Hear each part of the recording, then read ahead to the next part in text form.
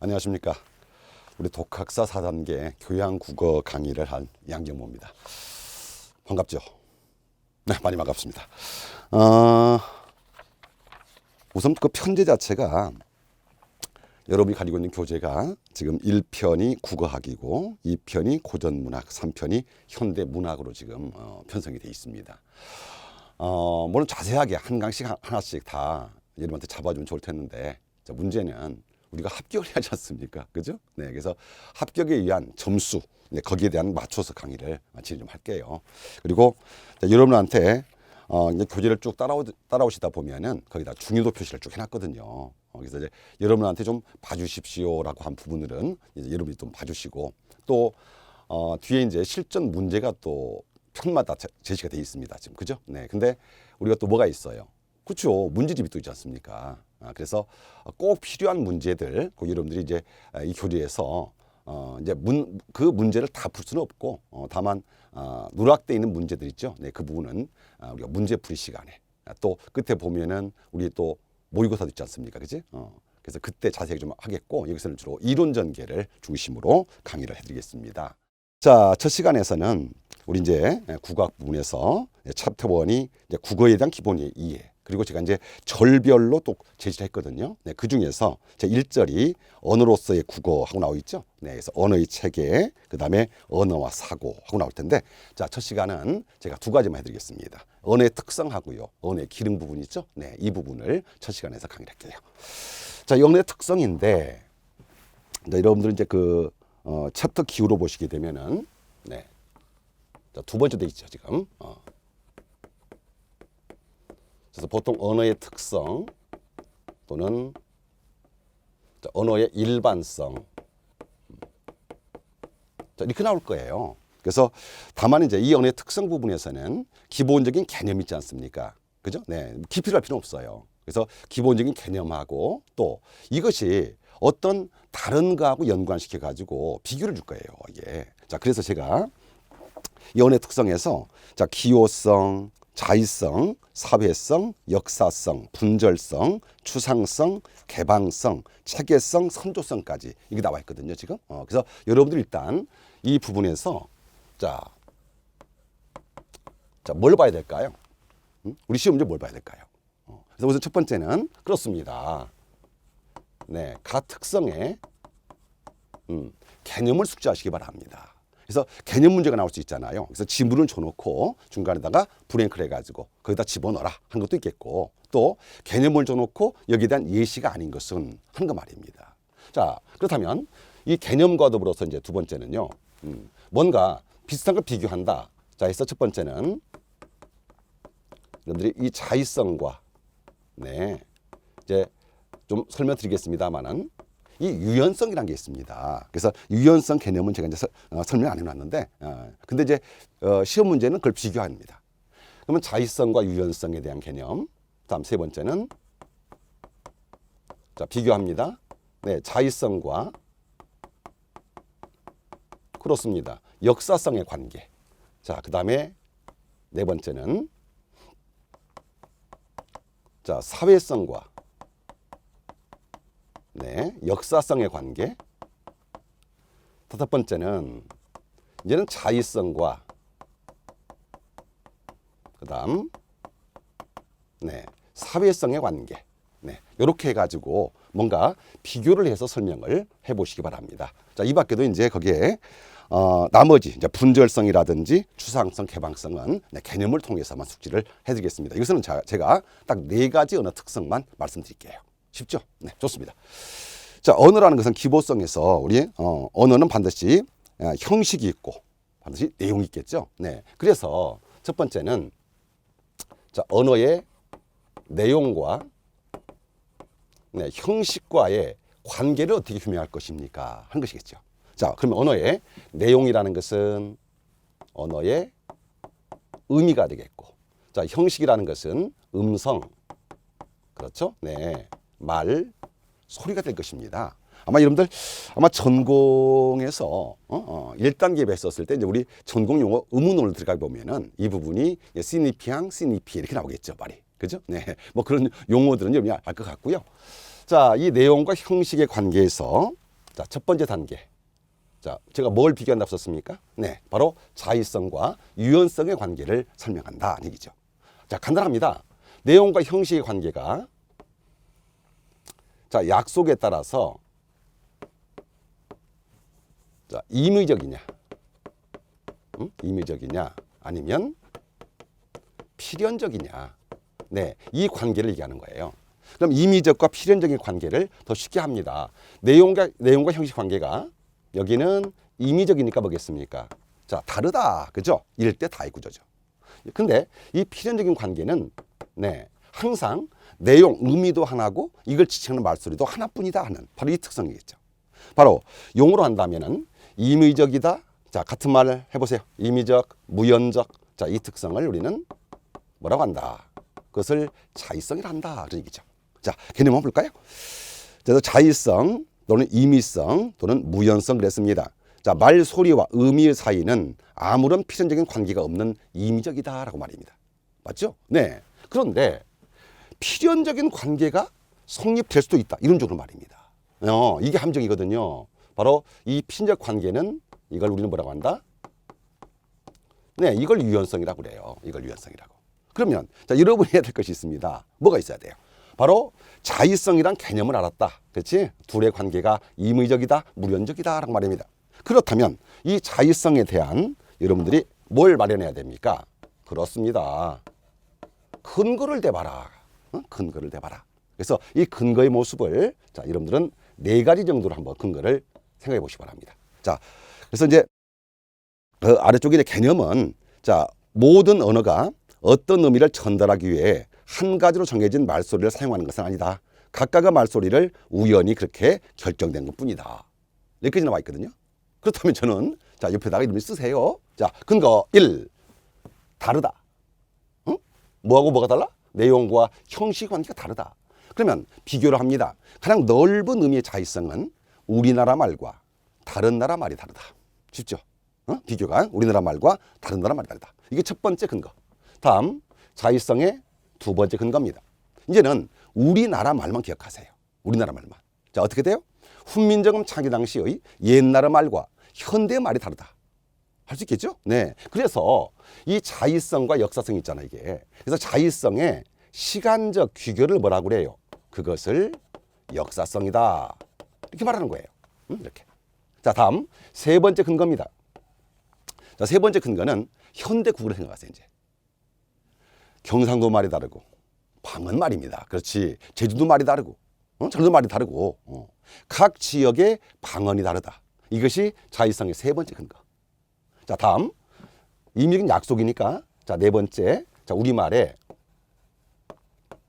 동음어, 동음이어라고 하죠. 네, 동음어라든지 또 유의어가 그만큼 많이 존재하는 거. 아니, 동의어란 말은 쓰지 않습니다. 이제는. 네, 유의어가 그만큼 많다는 것도 바로 이 자의성의 근거입니다. 쉽지? 자, 다시 한번 합시다. 자, 자의성의 개념을 알았으니까 자의성에 대한 근거를 대봐라 라고 했을 때 있잖아.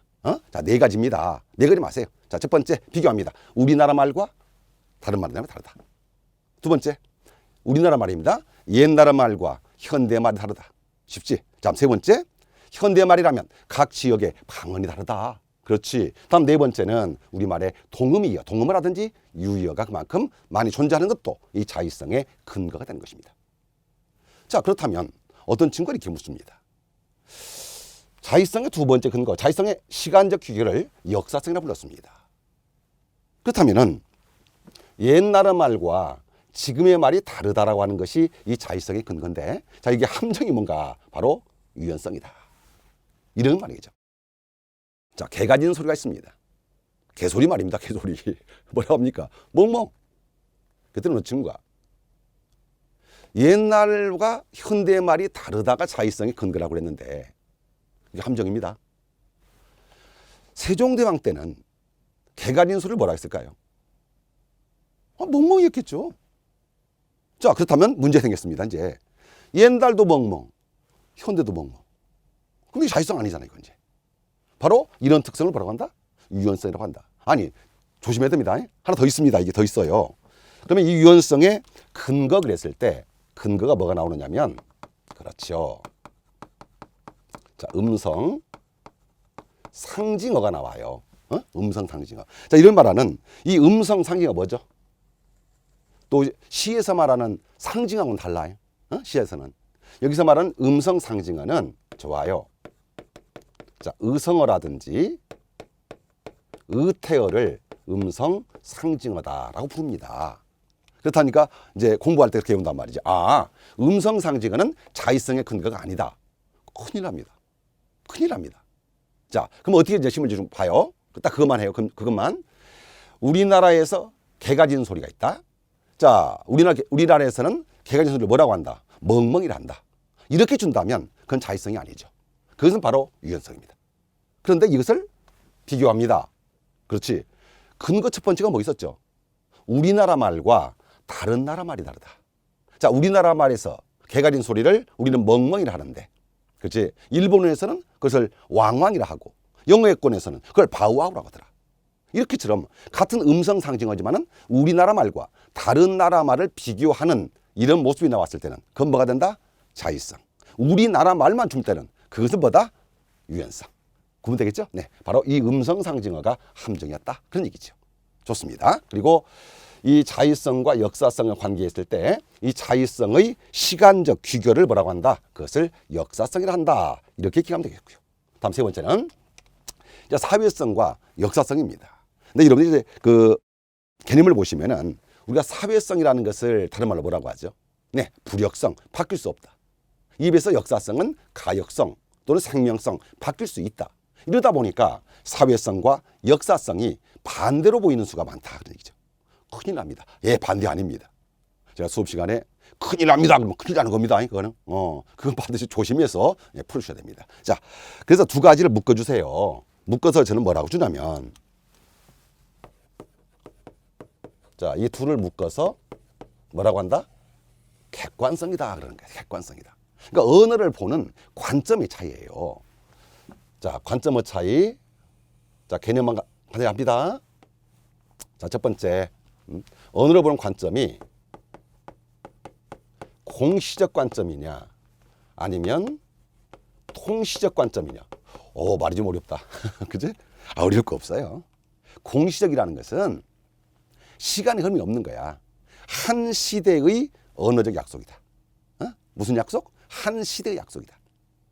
자, 그러면 공시로 봤을 때는 언어가 비록 자의적 책이라고 하더라도 우리가 언중이 뭐지? 같은 언어적 약속을 가진 사람들. 언중에 의해 묻기로 성립이 됐어. 이제 이렇게 쓰자 한다면 임의대로 언어를 바꿀 수 있다 없다? 없다. 이미 묻기가 통용되면은 절대 바뀔 수 없다. 그래서 거기 개념에 언어는 사회적 약속이므로 개인이 함부로 바꾸지 못한다라고 하는 소셜의 이론이 나와 있을 겁니다. 자, 이 특성을 우리는 뭐라고 한다? 그걸 사회성이다라고 불러요. 그래서 이 사회성은 임의대로 자, 바뀔 수 없다라고 해서 이걸 뭐라고 한다? 이것을 불역성이다라고 얘기를 하게 됩니다. 자, 그렇다면 이 사회성은 각 시대에 존재하죠. 그래서 여러분들 저 예전에 공부할 때, 자, 우리 중세국어의 특징, 또 뭐 하여튼 중세 개념이지만은 네, 16세기 말의 특징, 임난 이후에 17세기, 18세기 특징, 이렇게 한 시대의 각각의 특징을 물었을 때 그걸 뭐라고 한다? 그걸 사회성이라고 합니다. 됐죠? 네. 자, 어때? 밥 먹었어요? 자, 우리가 끼니 때마다 먹는 것을 밥이라고 합니다. 근데 철수가 말이야, 철수가. 야, 그건 왜 밥이라고 해야 돼? 난 밥 안 해. 난 법이라고 할 거야. 해서 언어가 통용될 수는 없지 않느냐. 여기서 주목이 됩니다. 어떤 거? 자의성과 사회성의 관계. 그러면 지문을 줬을 때 있잖아. 지문을 줬을 때. 자, 방금처럼. 자, 우리가 끼니 때마다 먹는 것을 밥이라고 한다. 근데 철수는 그걸 밥이라 하지 아니하고 그것을 법이라고 말을 했다. 자, 만약에 여기까지가 나온다면 그건 자의성입니다. 여기까지만 나온다면. 하지만 그 뒤에 붙은 말이 또 있어요.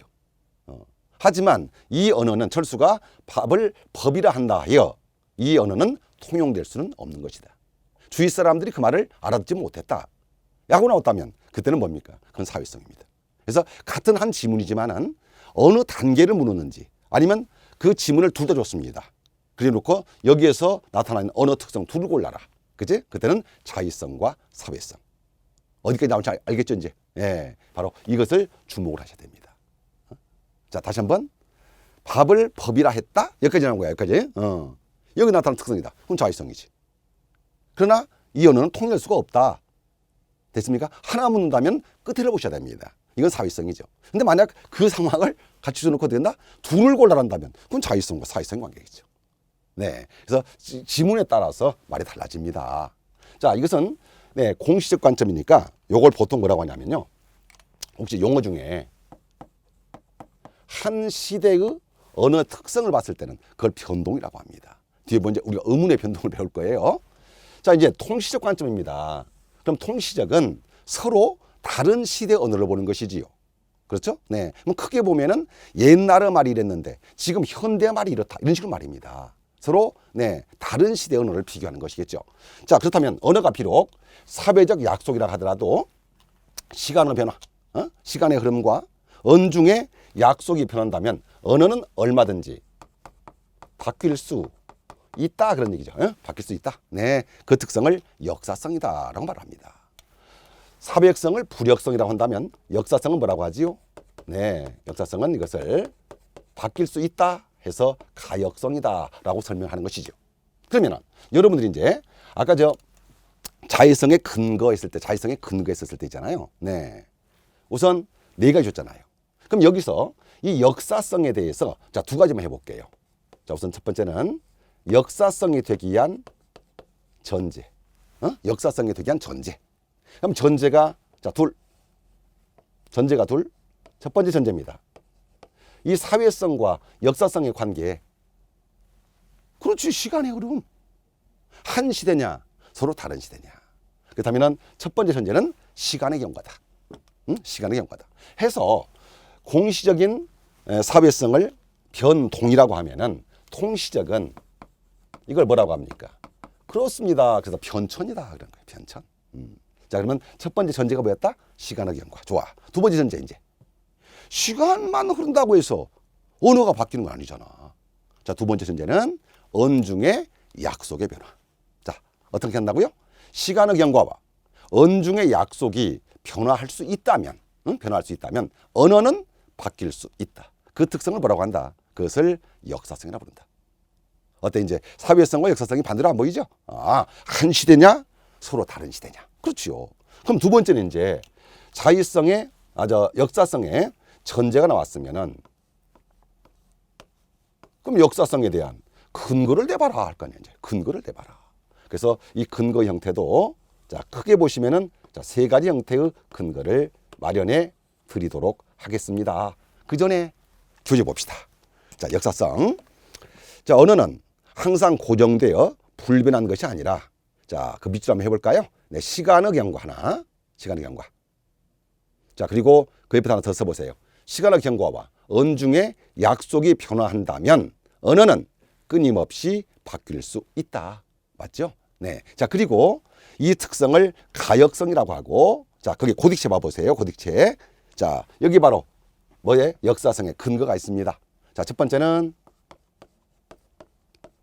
개념이 생기면 어떤 새로운 문물이 나타나면은 그걸 지칭하는 언어가 없어.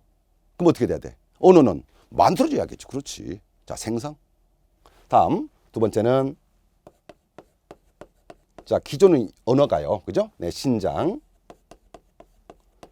네, 성장할 수 있다. 신장 성장. 물론 이게 또 기호 변화가 있고 의미 변화가 있습니다만. 자, 그다음에 기존 언어가 언어 전달 도구로서의 의미를 잃어버렸네. 그럼 뭐 있어? 그렇지. 그때는 사멸 또는 소멸할 수 있다. 이 특징이거든요. 근데 이걸 넓게 보면은 이 역사성에 대해서 근거를 제시해봤을 때 있잖아요. 언어는 변화할 수 있다 그 말이죠. 네, 변화할 수 있다. 그래서 근거가 이렇게 세 가지지만 이걸 더 좁은 의미로서 근거한다면은 그 중에는 주로 뭐가 나오겠어요? 바로 신장, 성장이 나오겠죠. 그리고 이 신장, 성장 부분을 다시 묶어서 설명해 보시면은요. 네, 언어는 자, 말 소리가 바뀌죠. 네, 형태가 변할 수도 있고. 다음 두 번째는 이렇게 의미가 변화할 수도 있겠죠. 그래서 이제 의미론을 공부해 봤었죠. 그래서 의미 변화가 이제 더 나눈다면 그잖아 우리가. 여기서는 기초만 하세요. 그래서 의미 변화한다면 구체한다면 이제 언어가 원래보다도 확장되었느냐, 그지? 축소되었느냐, 아니면 원래 의미라고 볼 수 없을까지 의미가 이동되었느냐, 여기까지 들어갔는데 여러분들은 자, 근거로서 이렇게만 정리를 해주면 됩니다. 자, 이 특성을 뭐라고 한다? 이걸 역사성이라고 한다. 좋습니다. 자, 다음에 그 언어의 또 하나의 특성 중에 꼭 여러분이 알아두셔야 할 것이 있어요. 자, 그것을 분절성이다. 근데 이 분절성이라는 말을 다른 말로 뭐라고 합니까? 불연속성이다 이렇게 말하거든요.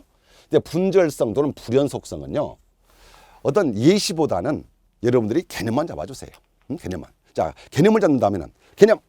현실 세계는 연속적이지만 언어는 물리적으로 연속된 세계를 분절해서 뭐해서 끊어서 표현한다. 무슨 얘기일까? 현실 세계는 연속적이다. 근데 언어는 이를 불연속으로 끊어서 표현한다. 아, 이런 예시죠. 여러분들 저 학교 다니실 때 미술시간에 무지개 그려봤죠? 무지개. 좋습니다. 근데 무지개 색깔이 몇 색깔이라고요? 아, 빨주노초 파남보. 눈도 좋아. 눈도 좋아. 아니, 무지개 색깔을 보면은 7색깔로 보여요, 진짜로? 난 안 보이던데. 자, 그 얘기입니다. 현실 세계에서는 7색깔의 경계가 있어 없어? 없지요. 당연히 없지요. 빨강에서 보라까지의 색의 연속체입니다. 그냥. 응? 현실 세계는. 근데 언어는 이를 마치 7색깔의 분명한 경계가 있는 것처럼 끊어서 뭐해서? 끊어서 분절해서 표현한다. 그런 뜻이죠. 그걸 분절성이라고 합니다. 하나 더 해볼까요? 우리 어르신들 옛날 보면 그 어린애들 말이죠. 아, 이마가 훤칠하단 말이야. 이마 훤칠해. 저는 말이야. 이마가 훤칠한 거 보니까 장군감이야. 장군감 줘. 이마가 훤칠하다. 여러분들 얼굴에 이마 한번 그려보세요. 어디에서 어디까지 이마죠? 아, 눈썹 있는 데부터 머리 난 데까지? 그럼 대머리는 다 이마입니까? 어때? 경계 있어 없어? 없잖아. 근데 언어는 마치 이마, 뺨을 맞았다, 뺨, 그지? 턱. 뭐가 분명 경계가 있는 것처럼 표현하지 않느냐. 자, 쉽죠? 네. 자, 이 밖에도 이제 그 일반화라고 하는데, 자, 그 개념만 좀 읽어주세요. 일반화가 뭐냐? 자, 이렇게 보면 우리가 그저 학교 다니실 때 구분하고 분류 배우셨지, 여러분들. 응? 구분과 분류. 그러면 상위 개념을 하위 개념으로 나누어 표현하는 것은 구분. 오히려 하위 개념을 공통 특성에 의해서 묶어냅니다. 묶어냅니다. 큰 걸로 뭐 한다? 일반화하는 것이죠. 그 특성을 추상성. 응? 그걸 일반화라고 합니다. 어떤 거라고? 진달래, 무궁화, 장미. 묶어서 뭐라고 그래요, 이거? 꽃. 그렇지, 그게 일반화지. 자, 그 다음에 개방성 또는 창조성이라고 하는데, 자, 이 개방성, 창조성도 개념만 읽어주세요. 자, 딱 두 가지입니다. 자, 첫 번째는요. 그럼 일주일 해볼까요? 자, 인간은 길이와 수의 제한 없이 무한한 문장을 만들어낼 수 있다. 만들어내야만이 창조잖아. 그지? 만들어낼 수 있다. 자, 첫 번째 근거. 다음 두 번째 자의성의 근거는요. 추상성 근거. 어떤 거? 자, 밑줄 해볼까요? 실제하지 않는 상상의 사물이나 관념이나 추상적 개념까지 거의 무한하게 표현할 수 있다. 만들어낼 수 있다. 창조성. 용이, 이무기가. 용 봤어요? 이무기 봤어요? 없지요. 그래서 현실 세계에 존재하지 않는 이 사물까지도 표현할 수 있다 하는 특성을 창조성 또는 개방성이라고 하죠. 그래서 이 창조성, 개방성은 우리가 옛날에 문학과 비문학을 본다면 당연히 문학적인 글에서 그만큼 많이 사용을 하게 됩니다. 자, 그래서 우리 첫 단계가 지금 제가 두 번째 챕터 파트에서 뭐 줬어요? 언어의 특성, 일반성을 줬었죠? 그럼 언어 특성을 쓸 때 여러분들은 자, 뭐 하자고? 각각의 특성의 개념을 숙지했습니다. 분명. 두 번째는 자의성과 유연성의 관계를 설명했고, 그리고 자의성의 근거를 제시해 봤습니다. 자, 그 다음에 이제 남의 특성, 자의성과 역사성의 관계 있을 때는 뭐다? 역사성은 자의성의 시간적 규격이다. 다음, 사회성과 역화성은 반대 개념이 아니다. 알겠죠? 반대 개념이 아니고 뭐라? 한 시대, 한 시대를 보느냐 아니면 서로 다른 시대를 보느냐. 그래서 한 시대를 사회성, 서로 다른 시대에 있을 때는 네, 전제와 네, 이 역사성의 근거를 제시해 보시겠고, 그 다음에 분절성, 불연속성의 근거를 제시해 보시기 바랍니다. 됐죠 이제? 네. 자, 이 정도면은 언어에 대한 네, 특성, 일반성은 제시가 됐습니다. 자, 다음 두 번째는요. 자, 이제 언어의 기능을 좀 말씀드릴 텐데, 그러니까 제가 아마 첫 시간 이제 저하고 강의를 쭉 하다 보면은 이제 알 것 같아요. 아, 우리 양경모 강사의 강의 스타일이 뭔가, 그지? 일단 저는 팁부터 줍니다. 그게 쉬운 문제잖아, 그게. 그래서 무엇을 봐야 될까 하는 관점을 가지고 책을 보는 것이죠. 근데 그게 없으면은 그냥 난삽하게 무조건 읽고 가고 밑줄, 야, 안 됩니다. 그지? 그럼 출제자들이 과연 무엇을 물을까 이러면 안 돼. 그렇지. 자, 이거 하나만 생각하세요. 첫 번째는 정말 알고 있느냐. 개념 주겠죠. 알고 있느냐고. 다음 두 번째는 조금 난이도를 높여봅니다. 어떻게 돼야 돼요? 어떻게 하면 헷갈리게 주느냐. 절대 그래서 문제에 대한 친절을 요구하지 마세요. 절대 여러분들도 다른 친구들이나 또 이제 결혼하신 분들은 애들이나 할 때 있잖아요. 어떻게 합니까? 가급적 뭔가 꼬이고 헷갈리게 줘야 그지? 애들 틀릴 거 아니겠습니까? 똑같아요. 어떤 시험이든 간에 마찬가지죠. 우리 독학사도 마찬가지입니다. 자, 그러면 두 번째는요. 그 세 번째. 자, 세 번째가 이제 언어의 특성이었으니까요. 자, 언어의 그래 기능에 대한 것을 제가 말씀드리겠습니다. 자, 언어의 기능도 거기에 표현의 기능, 감화적 기능, 친교적 기능, 표출적 기능, 지식과 정보의 보존 기능, 다음 미적 기능, 그다음에 관어적 기능 해가지고 7가지로 좀 제시를 했거든요. 자, 그럼 여기서도 자 팁입니다. 그러면은 이건 뭐 개념이라는 형태보다는요, 각각 그 언어의 기능적 측면을 갖다가 비교를 해보세요. 비슷한 걸 비교를 해보세요 한번. 그치? 이게 쉬운 문제예요. 자, 비교를 해본다. 자, 다음 두 번째는요. 자, 비슷한 용어를 줄 것 같아요.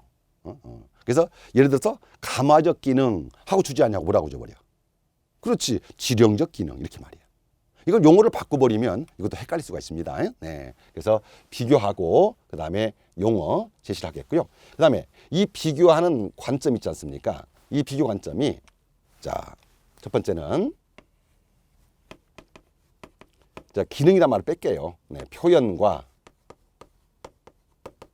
감화 있죠? 자, 이 표현과 감화를 구분할 수 있느냐. 다음 두 번째 이제는 감화와 그죠? 네, 사교, 친교적 기능을 구분할 수 있느냐. 그냥 구분할 것 같죠? 안 돼, 이게 헷갈린다니까요. 다음 세 번째는요.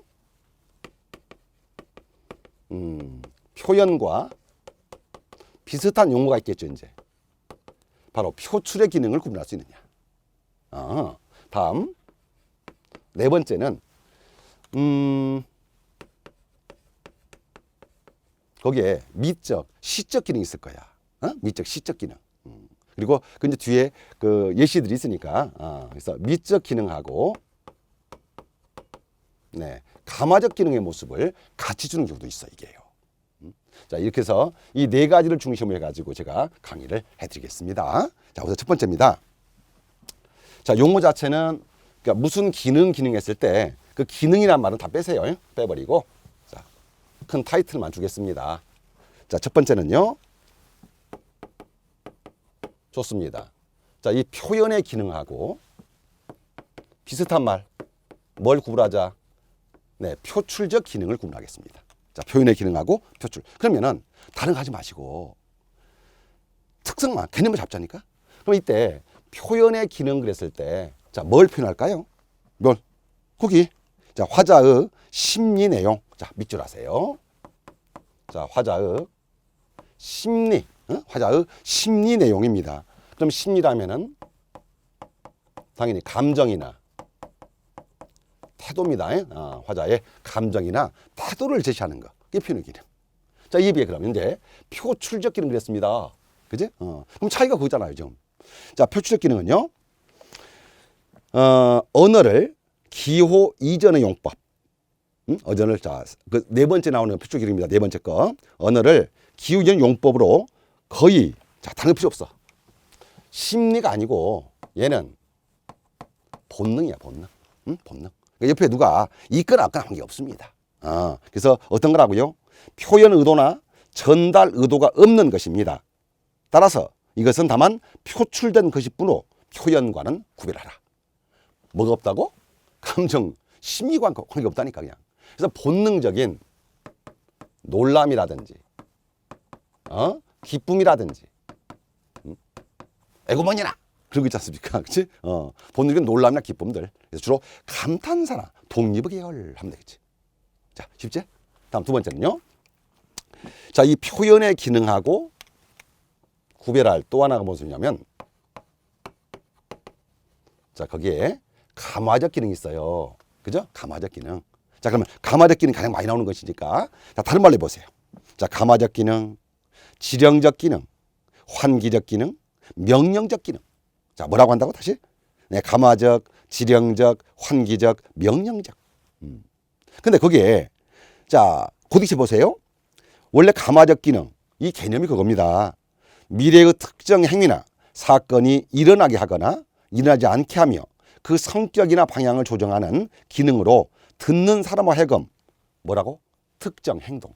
꼭 조심하세요. 그렇습니다. 그래서 감화적 기능은 심리보다는 반드시 이거예요, 이거. 특정 행동을 하도록 하는 거. 물론 이 행동은요, 하도록 조장하는 것도 있고 하지 말라고 금지하는 것도 있겠죠. 그럼 우리가 알고 있는 국어에 문형이 있습니다. 쉽게 합세요. 문형이 5가지가 있죠. 이제 어미에서 배울 겁니다. 종결어미, 그렇지. 평서문, 의문문, 명령문, 청유문, 감탄문, 이거 말입니다. 그럼 그 중에서도 이 행동과 가장 밀접한 관련을 맺고 있는 문형이 뭐겠습니까? 당연히 명령문이겠죠. 그래서 아래쪽에 보시게 되면 감화적 기능의 가장 직접적인 형태는 뭐라고요? 네, 행동이니까 가장 직접적인 형태는 명령이겠죠. 명령. 이거 해라. 그런데 이 가장 직접적인 모습 말고 이제 이걸 뭐라고 주겠습니까? 이렇게 주죠. 간접이라고 이제 간접. 그렇다면 여러분들은 명령문이 아닌 다른 문종이 있잖아요. 이제 다른 문종. 그치? 평서문, 의문문, 그치? 청유문, 감탄문. 네. 이런 것을 통해서도 우리는 행동을 요구할 수 있습니다. 바로 이런 표현을 간접적 표현이라고 하죠. 이 간접적 표현을 자, 여러분들이 다른 말로 뭐라고 하지요, 이걸? 네, 완곡 어법이다. 이렇게 말하는 거죠. 완곡 어법이다. 예를 들어서 친구한테 야, 절수야, 너 돈 좀 있냐? 의문문이잖아, 지금. 그럼 의문적 발어라고 하는 것은 원래 목적이 뭐죠? 청자한테 대답을 요구하는 거잖아요. 그럼 너 돈 좀 있냐? 라고 물어봤을 때 이게 있다 없다 사실 확인이라면 걔는 이게 아니죠. 근데 너 돈 좀 있냐? 너 돈 좀 빌려줘. 그렇지? 바로 이렇게 행동을 요구하는 것. 이런 것을 뭐라고 한다? 네, 그 부분을 우리는 감화적 기능이라고 한다. 이제 이해했었죠? 그리고 그 감화적 기능에는 자, 표어, 광고, 선거 유세, 격언, 교통 표지 많이 있습니다. 이게 많이 있어요. 자, 그런데 잠깐 여기서 하나 더. 이제는 이 감화적 기능하고 아까 제가 이 표현의 기능 있잖아요. 표현의 기능. 자, 그 중에서 뭐가 있냐면은 요걸로 한번 비교를 해드릴게요.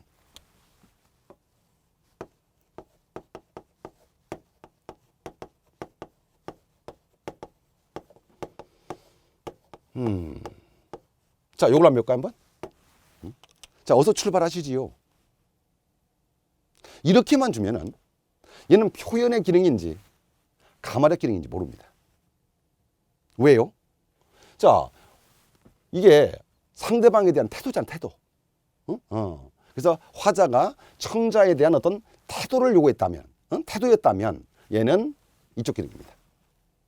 하지만 어서 출발하시죠가 행동 요청이죠, 요청. 이게 된다면 뭡니까? 그때는 가마력 기능이죠. 그래서 그 가마력 기능 개념 중에서 그 두 번째가 봐봐요.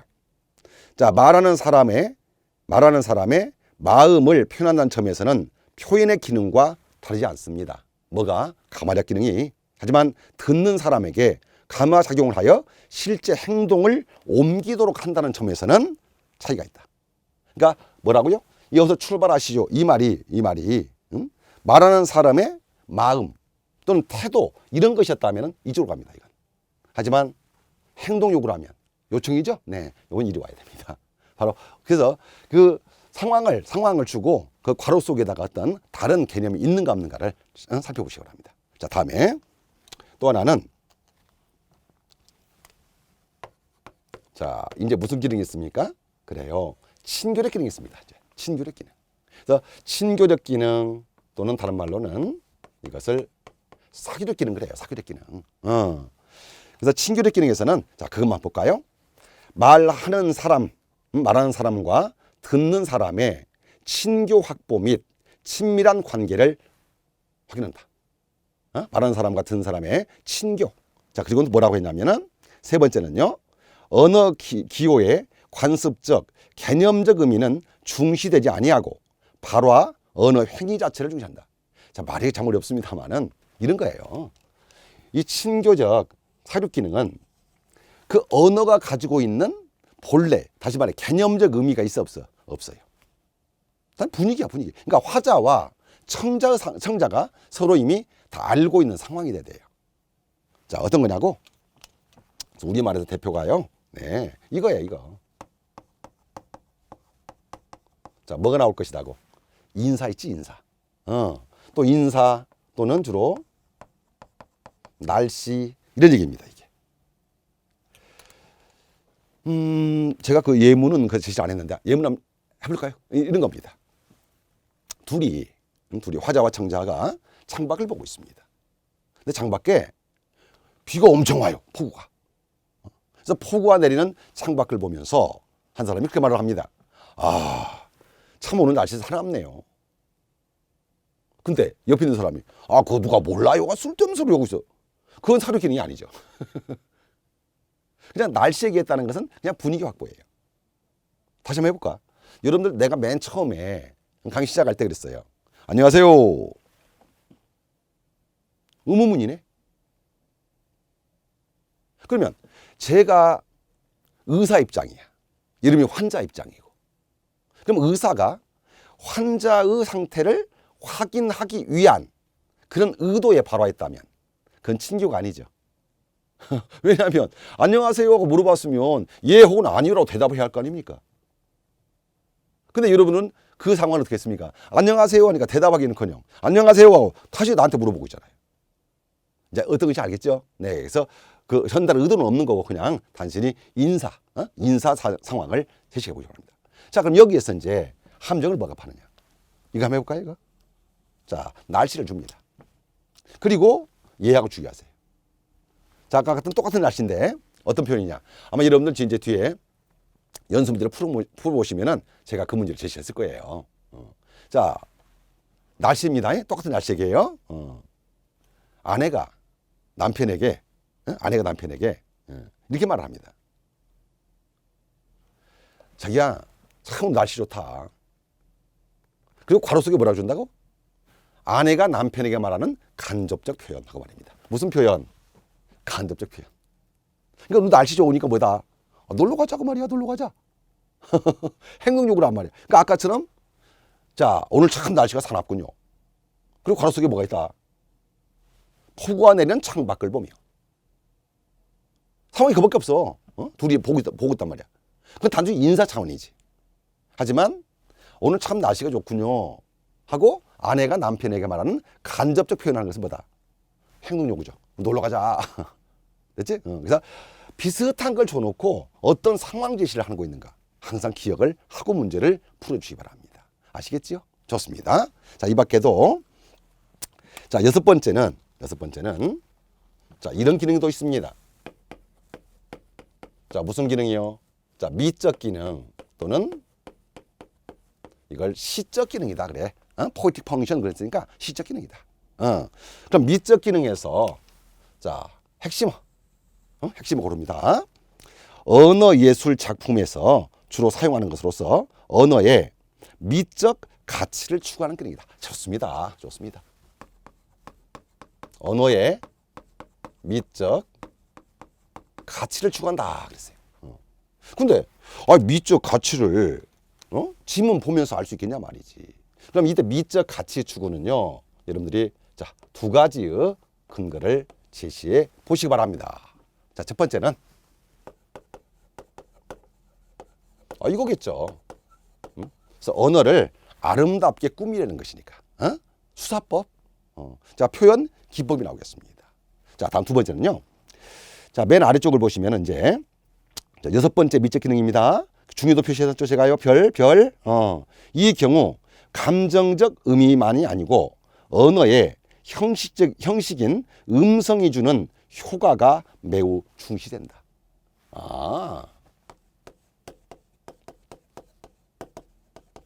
무슨 효과? 음성 효과. 그러면 음성 효과 하면은 여러분 더 쉬운 말 있잖아요. 그렇습니다. 운율이죠. 운율. 그러면 이런 아름답게 꾸미려고 하는 본능이 바로 미적 기능인데, 그럼 미적 기능을 중시하는 것은 문학일까요? 비문학일까요? 당연히 문학이겠죠. 그럼 문학적인 글 중에서도 특히 그렇지요, 시지요. 그래서 포이틱 펑션 했던 겁니다. 그런데 여기서 이제 함정이 뭐냐? 자, 마지막이 뭐 있었죠? 여기에 미적과 가마라는 말을 제가 해드리고 싶어요. 미적과 가마라는 말을. 그러니까 다른 거 없어요.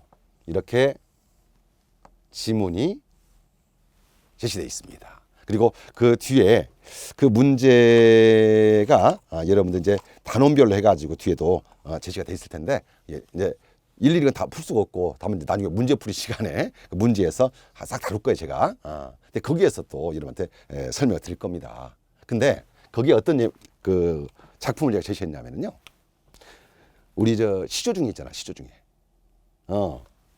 역사상 최초의 사설 시조가 송강정철의 장진주사죠. 곤주가잖아요. 한 잔 먹세 그리야 또 한 잔 먹세 그리하고 말이에요. 이렇게 지문을 제시해 놓고 여기에서 가장 중시되는 언어의 기능이 뭡니까? 문학이 나와 있으면, 그 중에서 특히나 시나 시조다, 뭐 가사다, 운문이 나와 있으면 무조건 미적 기능 하세요. 무조건 미적 기능 하세요. 그런데 이 문제는 하나를 틀렸습니다. 이 작품을 쳐놓고는, 이 작품은 언어의 미적 기능을 가장 중시하고 있다라고 전제를 줘버린 거죠. 이렇게. 언어의 미적 기능 이외에도 어떤 기능을 강조하고 있습니까? 이런 식이 되는 거죠. 맞습니까? 네. 그때 한 잔 먹세 그려, 또 한 잔 먹세 그려, 뭐뭐 하자 그려, 이런 경우를 우리는 청유어법이다 그래요. 무슨 어법이라고? 청유어법이다. 자, 이제 됐죠, 이제? 그래서 미적 기능 이외에 이 작품은 청유어법이기 때문에 이외에 어떤 기능까지? 그렇지요. 행동 요구니까 이렇게 가마적 기능까지 강조하고 있는 것입니다. 자, 그 다음에 미적 기능 이외에도 이제 관어적 기능인데, 얘는 참조하시면 될 것 같아요. 관어가 뭘까요, 관어? 자, 여러분들, 춘부장 그랬습니다. 춘부장. 춘부장이 뭐예요? 살아계신 남의 아버지요. 춘부장. 어디서 나오죠, 이게? 사전. 사전. 그래서 일명 사전적 기능이다. 그래서 언어로서 다른 언어의 개념을 풀어주는 기능. 무슨 기능? 언어로서 다른 언어의 개념을 풀어주는 기능. 이런 기능을 우리는 관어적 기능 또는 사전적 기능이라고 합니다. 그 이제 쉽게 풀 수 있는 부분이니까 여러분들이 좀 헷갈리게 쓸 수 있는 부분 자체는요. 자, 이렇게 4가지 정도 있죠. 그러니까 개념 자체는 했으니까 4가지 정도를 비교하시면은 쉽게 정리할 수 있을 것 같아요. 저 시간에 강의를 하면서 그렇게 많은 내용을 여러분 주기보다는요, 좀 간단하게, 그리고 우리 양경무 교수 강의가 앞으로 어떻게 진행될 것인가, 나는 뭘 어떻게 준비해야 될 것인가, 그지? 제 강의 첫 시간에 뭘 느꼈었어요? 첫 번째, 쉽다. 쉽다. 좋아, 쉽다. 두 번째, 재미는 없죠. 미안합니다. 재미는 없고, 그건 빼고, 재미는 빼고. 세 번째, 명확하다. 항상 교양 강의가 아니니까. 그지? 제가 딱 뭘 줬었어요, 처음에. 팁을 준다는 것은 뭐다? 그것이 문제다. 이 단원에서는 이걸 봐야겠구나. 그리고 그쪽에 시각을 맞추고, 그죠? 네. 그쪽에 머리를 맞춰서 그것만 읽으세요, 그것만. 뭐 그렇게 어렵게 나오지는 않은 것이니까, 여러분들이. 그렇다고 하더라도 어떨 때는 그래요. 좀 제가 이제 책을 쓰고 여러분들도 강의를 하다 보면은 좀 아쉬울 때가 있죠. 이 부분은 말이야. 말 그대로 한 학기 동안 다 해도 못할 내용인데, 그지? 단 한 강, 두 강으로, 야, 이건 좀 사기 같다. 사기 같으면 뭐해? 문제 맞추면 되는 거지, 뭐. 우리한테 필요한 것은 그겁니다. 그겁니다. 그래서 무슨 뭐 학자로서 이런 거 아니니까 조금 여러분이 건너뛰는 부분이 있고 하더라도 이제 그 부분은 좀 봐주세요 하고 제가 말씀드릴 거예요. 그래서 앞으로 또 진행된 강의 자체가 조금 재미도 없고 또 하더라도 우리가 지금 어떤 목적을 위해서 강의를 하고 있는 것이니까 여러분들이 많은 양해 부탁드리겠고요. 그 다음에 이제 직접적으로 늘 가까이 있어서 모르는 부분에 대해서 직접 질문을 해주시면 좋을 텐데 또 우리가 화상으로 만나니까 그걸 할 수가 없잖아요. 그래서 아마 여러분한테 이제 회원들한테 서비스가 되기 시작하면은 인강이 그때 우리 Q&A를 할 수 있는 부분들이 다 있습니다. 그래서 여러분이 궁금한 사항이 있어 거기에 올려주시면은 제가 바로바로 확인하고 성실하게 답변을 해드릴 겁니다. 어때요? 이론 강의부터 또 핵심 요약 강의, 또 문제풀이 강의, 거기다가 여러분들 마지막 그지? 모의고사 강의까지 앞으로 갈 길이 많습니다. 그리고 아까 저 서두에도 말씀드렸습니다만은 오늘 제가 좀 목 상태가 조금 안 좋으니까 여러분들이 좀 양해를 좀 해주시고 그리고 앞으로도 강의 계속 진행하면서 근데 또 좋을 수도 있고 여러분들이 그치? 재미없는 부분도 있고 하지만 많은 양해를 부탁드리겠고 최대한 충실한 강의, 가장 명료한 강의, 그러면서도 시험에 적중되는 강의. 양경모가 그래서 필요한 것이죠. 좋습니다. 자, 1강은 여기서 여러분들 마무리하겠고요. 2강에서 여러분들 다시 한번 찾아뵙도록 하겠습니다. 자, 지금까지 양경모였습니다.